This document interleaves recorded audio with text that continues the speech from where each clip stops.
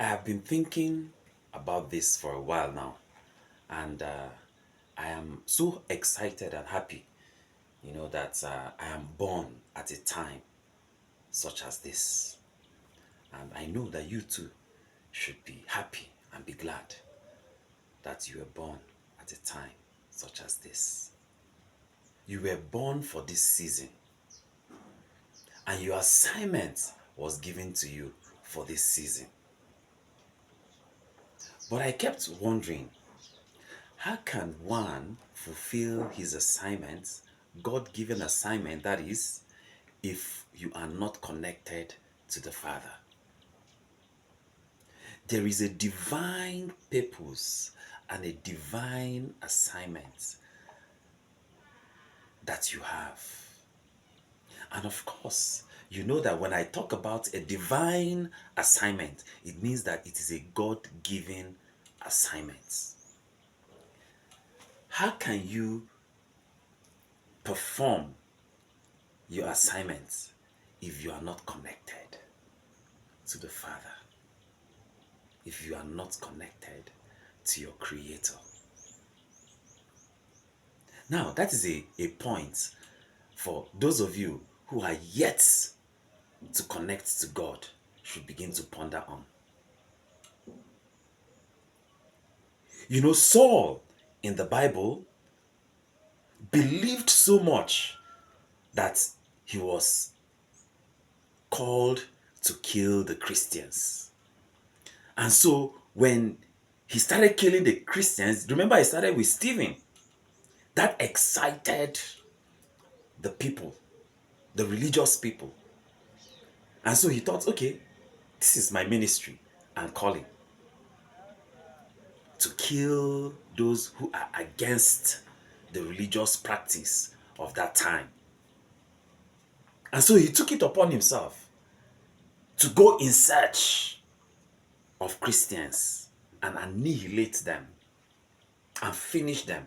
So Saul became a murderer with an intention to bring down everyone that was against his religious beliefs. Saul rather loved what he did. He loved his assignments. Because I know that there are some of you who believe that because they are doing what they love, so they are fulfilling purpose. But I just ask you to listen to me for just a minute more. Paul was in love with what he was doing. He fell in love with it the minute he saw that it excited the crowd. So he took it upon himself that was his assignment.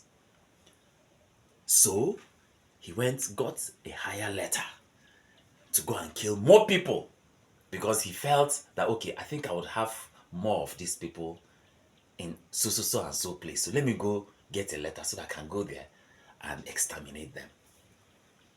So on his way to Damascus, he got struck by lightning.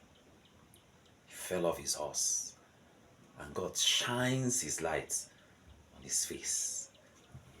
And Paul automatically became blind. And then Paul stands from the ground. And then the first question he asks is, "Who are you, Lord?" Isn't it amazing that even Paul didn't know who he was serving?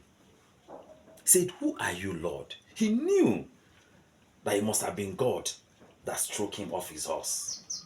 But he never knew who this Lord was. And there are many of us who claim that we have a divine assignment, we have a divine purpose, and that we are fulfilling it, yet we don't know the God that we are serving.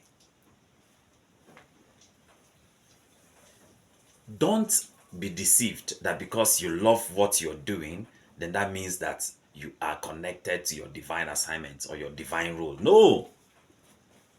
You have to be connected to God.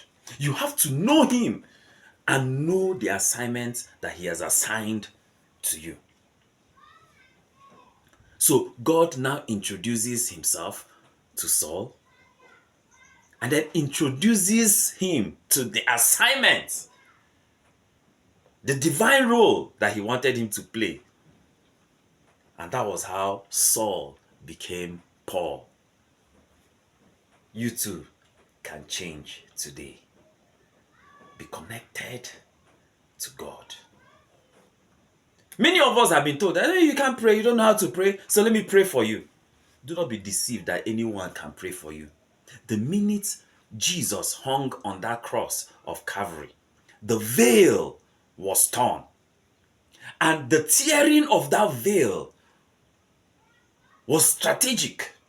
The tearing of that veil was to inform you that before now, access was denied. But now you have access to the Holy of Holies.